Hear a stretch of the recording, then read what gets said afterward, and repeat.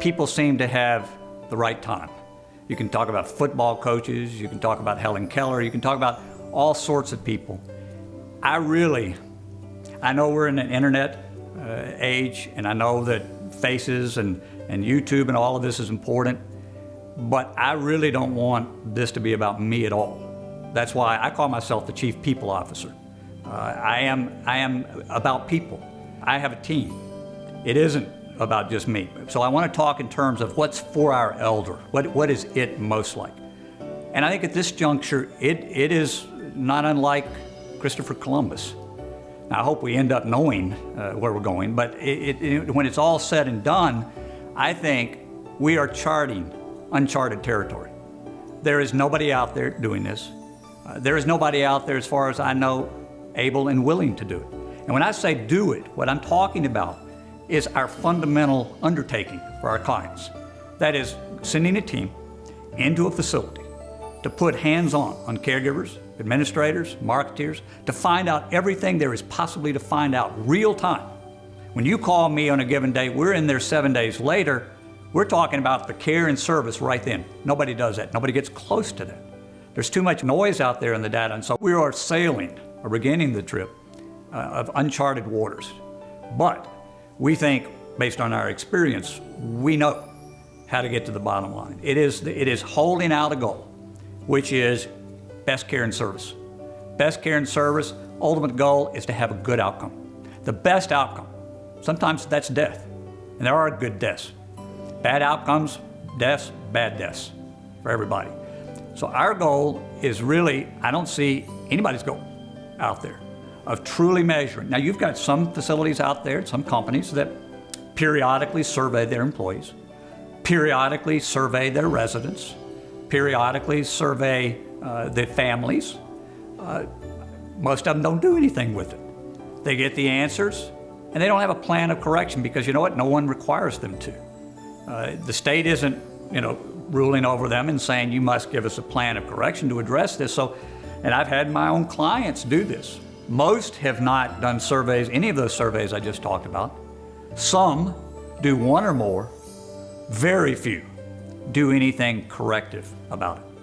If you pay a marketeer to fill the beds, she's going to do her best to fill the beds, because otherwise she's going to get fired.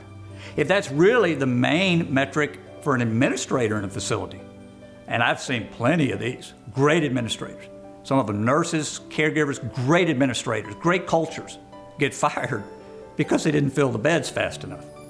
And so, what we're trying to do is we go in and we evaluate that facility. And even if that facility, and particularly if that facility does not measure up, does not get our recommendation, then what we do is we give our report back to the facility.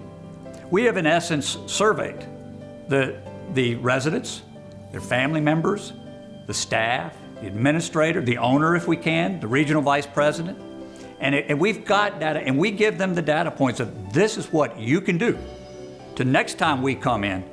Maybe you score, instead of a 70, you score an 88 and you're actually on one of our favored facility lists.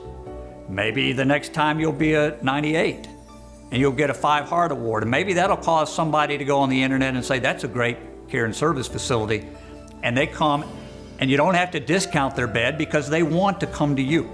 You don't have to pay a place for momordad.com because they come to you. There is more money in good care and service. It takes a while. It takes a good focus. Most boards, most CEOs, they want to hear, tell me what it's going to do for me. Well, I don't care. I've gotten to the point at this age, I don't care which avenue the CEO wants to take. If she wants to say, I'm in there because it's the right thing to do, great, let's do it. If he says, I want the money, then we can make him the money. But either way, the focus is on improving care and service. And so that every Monday morning call with the COO and the administrator, care and service is first. DuPont created that. Alcoa created that. They had chairmen where when they went on their programs of safety, they would get up, and it didn't matter what the meeting was about. Meeting could have been on, whatever. And they would start it with something about care and service. Religion far too often now ignores the central message of Christianity as I see it, which is love. And you don't get love by reading a book. You get it by practice. You have to develop the habit. And care and service is just like that. And I can tell you, we've done that with two major corporations that made a lot more money because we gave better care and service. I liked it because we made better service, and honestly, our stock went up and I made more money, but I did it always because it was the right thing to do. That's just who I am. And when you say, who am I most like? I'm most like my dad.